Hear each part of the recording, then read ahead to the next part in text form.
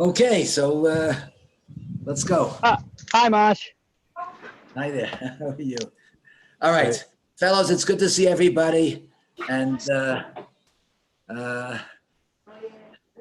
yeah, I am going to say in the conclusion, I'm supposed to speak for 15 minutes, which is going to be very difficult to get it all in 15 minutes.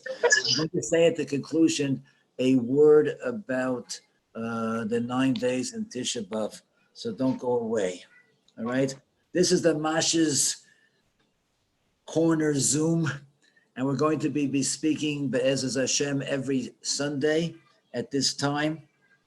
We're going to be talking about coping and growing in the Corona era, how we can cope with and how we can grow and how we can mainly to focus on what should we be working on ourselves in this particular era. We will touch things like such as Hashem loves us, Hashem is constantly with us, he knows exactly what we're doing, and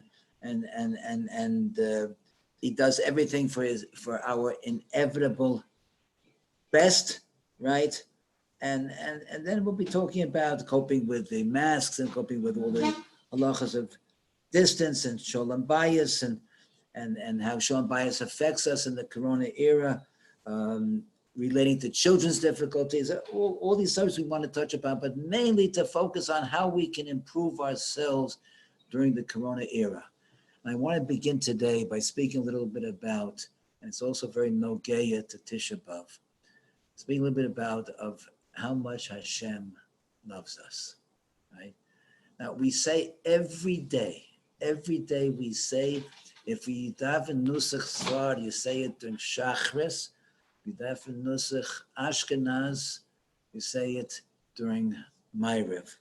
We say Avas Olam, Avatanu. Hashem loves us, Avas Olam. What is Avas Olam? You know, if you're like me, you say it every day and you don't focus, you don't think about it. It's Avas Olam. What's Avas Olam? I want to tell you something. Think about the person that loves you the most. The most, maybe it's a mother, a father, a wife, a child, the person that loves you the most. Hashem loves you more than that person loves you. Hashem's love is infinite. It's mind-boggling. It has no limits. Avas Olam. Avas Olam. That's Hashem's love for you. And as much as we know it, maybe intellectually, it's not sufficient. You have to feel it emotionally. You have to feel that Hashem loves us. Oh, okay, but look, I mean, there's a limit, you know.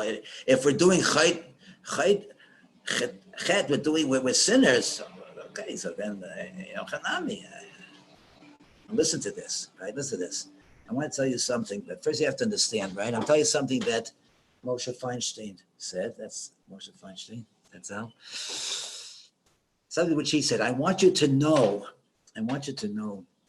that you know, if I would say the way we love a tzaddik, you know, okay, some of us love tzaddikim, and some of us, when we feel guilty about some things, we don't exactly feel a love for tzaddikim, but Moshe Feinstein loved tzaddikim. You imagine when Moshe Feinstein loved the Stipler. He had tremendous love for tzaddikim. So listen to this quote from Rav Moshe Feinstein Zetzal. He said it was quote like this: Hashem's love for the worst sinner is 1,000,000 times greater than our love for the greatest tzaddik. And as I say, make it Moshe Feinstein's love for the greatest tzaddik. Hashem's love for the greatest sinner is 1,000,000 times greater than our love for the greatest tzaddik. So it doesn't matter. It doesn't matter if, even though we do things wrong, we mess up, but Hashem's love is still there. It's still there. Malachi, according to the Radak, was the last of the Treyasa, of those prophets, the last of the Treyasa, right? And Malachi starts off the first pasuk, right, starts off, Ahavti eschem omar Hashem. Ahavti eschem. His nevuah starts off, Hashem, I love you. I loved you, Hashem says. I have loved you, right? So it comes along the Malbim and says, and if you look at the Psukim, it's Mucharach, that Hashem is talking, right? His It's like uncles, sisters, brothers, each and I- every cousin piled out to meet and greet. There was a lot of moose hugging, cuddling, and kissing, handshaking, backslapping, hand slapping, tears and giggles too. It was just as Moose had hoped and planned. I can't see who's talking, who's speaking. It's much. Are you saying it's much more difficult now because we don't have, right? I don't know. When was it? Let me just continue a little bit, and maybe I'll mention that also because we're going to talk about the Corona era. But Malachi begins his nevuah by saying, "I loved you, Hashem." Hashem says, "I loved you," right?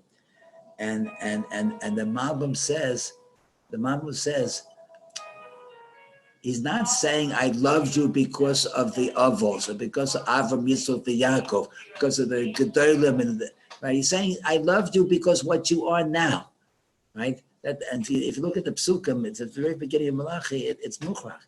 Now Malachi was the last of the Trei Asa. It was just before Chorban Bayis Sheni.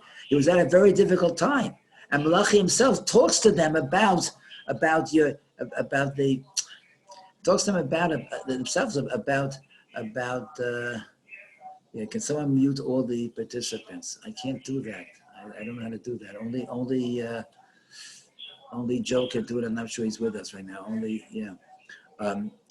Hashem, it says in his time he gave tochacha on intermarriage. He chastised them on Chilul Shabbos. Right? It was before the Chorban Bayis Sheni. It wasn't that, right? Ahavti eschem because of what you are now. That's what it says. Amazing. And I want to tell you something even more amazing. You're not going to believe this. It took me a long time before I convinced myself that this is a pshat. There's a pasuk in Mishlei. Ve'ehu v'hu yashar achosecha. Right, no Hashem is going to straighten your ways. All right, Parsha Katana, the Gemara says in Brachos, it's a Parsha Katana, should call Gufei Torah Toluimbo. Okay, all right, and Omar Rava Afilu Devar Vera, right? That Hashem will know you and will listen to your tefillas. That's Deu, right? Afilu the Devar Avera, right? So on the side there is it brings the nusach of the Ein Yaakov, and it says there beferish Omar Rif Papa, and Papa says Hainu the Amrei Inch is what people say a ganav, a puma the machteres rachmonakari, that when a ganav is going to dig underneath a wall to steal money, he's going to steal money, right? So a ganav just might say, Hashem, please help me. Help me not get caught. Help me not meet anybody there. Let me just get this money and get out of here, right? And you have to understand that maybe not, Baruch Hashem, not so much now, but there were times in Europe when people were active in the community doing everything and they were ganavim. That was their profession. Anyhow, so Reb Tzadok HaKohen says, that because the Ganav had his Amunah, that there's Hashem, and he wanted to ask Hashem for help, because of that, right, he deserves Siyata D'Shemaya. Now, Siyata D'Shemaya may mean that it's the best thing for him to get caught, and it might, the whole cheshbon about the person he's trying to steal from. But the Maisa, he says that alone, even a Ganav who's going to do an Avera and going to steal from somebody, right? Because he believes in Hashem and asks Hashem, he is deserving of Siyata D'Shemaya. Wow. That's mamish, mind-boggling. And I saw a lot of these stories come from Living Emuna. From Living, a lot of these Makoros will come from Living Emuna 1 and 5. And I think it's in 5, it says there a Ramban, and I couldn't find it. Ki gezerehi melefonav, l'rachem al kol mi shemischanen lefonav. That Hashem has rachmonis and answers everybody who asks him. So we can't imagine. We can't begin to imagine. I want to, it's getting later. I want to tell you a story. I want to end off with a story and then a little bit about Tisha B'Av. There's a fellow, we'll call him Shlomo. This is from a Living Emuna 5. He was a driver of a large passenger van. That was his job. So one day it was a very hot day, and he goes to the airport, right?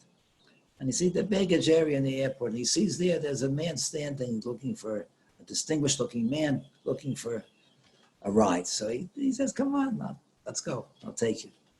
So he gets in and he's there, and then even though the air conditioning is on, it's still very hot in the van, and the fellow just rolls up his sleeve and says, oh, it's so hot over here. And all of a sudden he looks at the driver. This driver Shlomo is shivering. He's shivering. He's shivering. And tears start coming down.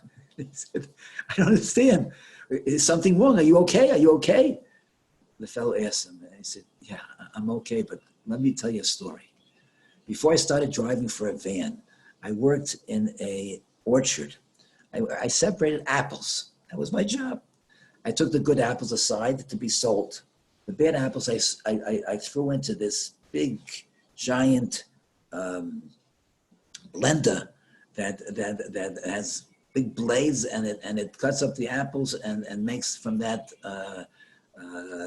apple cider, whatever, apple juice.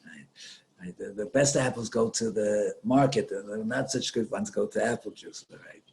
Anyhow, so he said, one day I got curious. I said, I never saw how it works over there. So I climbed up and I looked inside, and I was watching to see how the blades are just making, smashing the apples. And he slips and falls in. He fell in. And he fell in, and he see the blade is coming closer and closer to him, right? And, oh, help, he screams. And all of a sudden, an arm goes and pulls him out. Somebody heard him, pulled him out, saved his life. But he became very good friends with that person. Became very good friends. He saved his life. They became good friends, right? And one day, this Shlomo asked this friend who saved his life, he asked him, why is it sometimes you're very disturbed, very, very depressed, very down? Why is it? So he told him, I'll tell you my story. And they went over to each other's houses. They became very good friends, best friends. So I'll tell you the story. He said, I had an older brother. We were together in the Holocaust. Right? He showed him his number.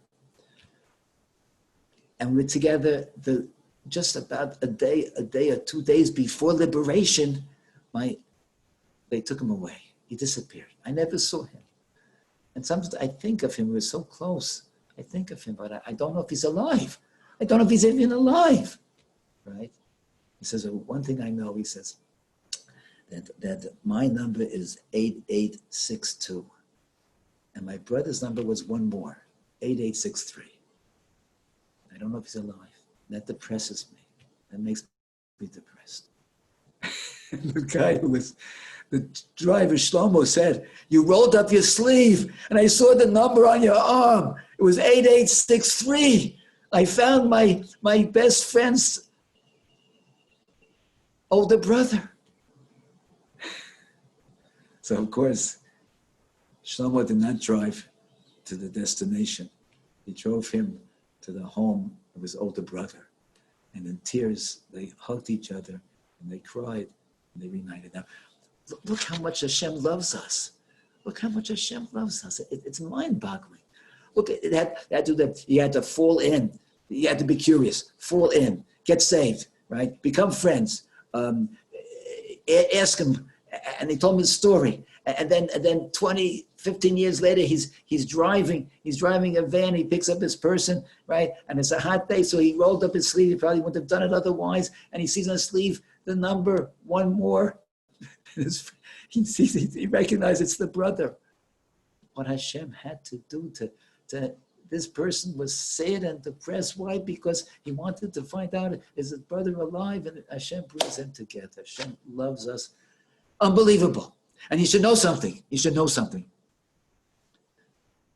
Who mourns? Who feels the most terrible mourning on Tisha B'Av? Who is it? Who is it? So we always show the Talmidim Neve on the trip to Poland. We showed them the Esha Torah. Esha Torah. That's back. Video. And on their Poland trip, he asked them, he said, everybody feels the pain and we're suffering from the pain. The pain of the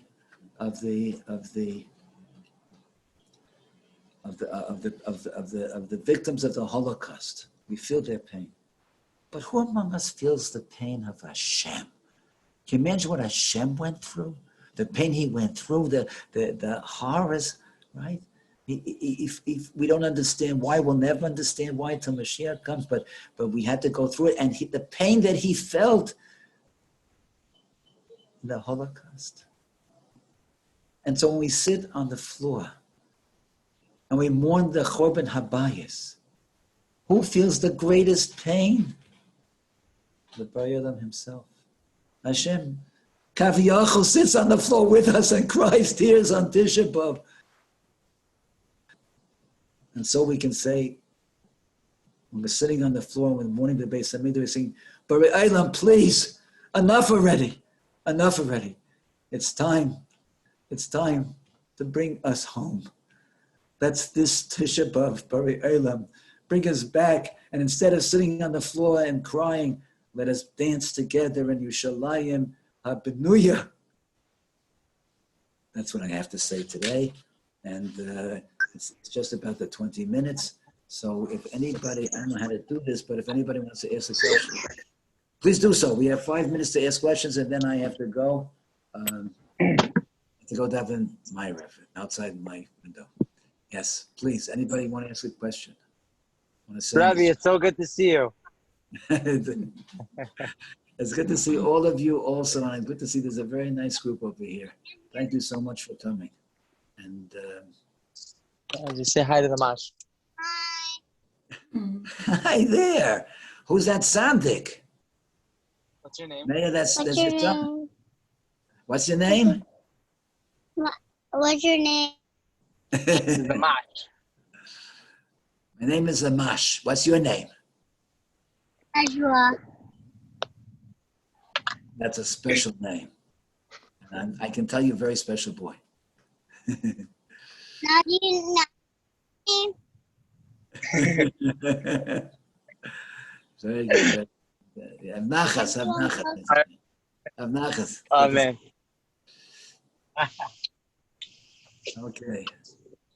Okay, you know what? I promised that Rabbi Feldman is going to be on in 10 minutes. I promised I would get off at 20 after. Did someone say something to me?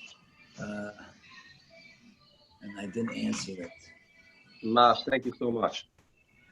Thank you, Mark. It's awesome. Thank you for coming, fellas. Thank you for coming. And next week, Meitz Hashem, if we're not in Yerushalayim, same time, same station. Okay, be well and feel well and keep healthy, please. Keep healthy. Rabbi. Yeah, Rabbi, stay safe. Thank you, Rabbi. My pleasure. Go to.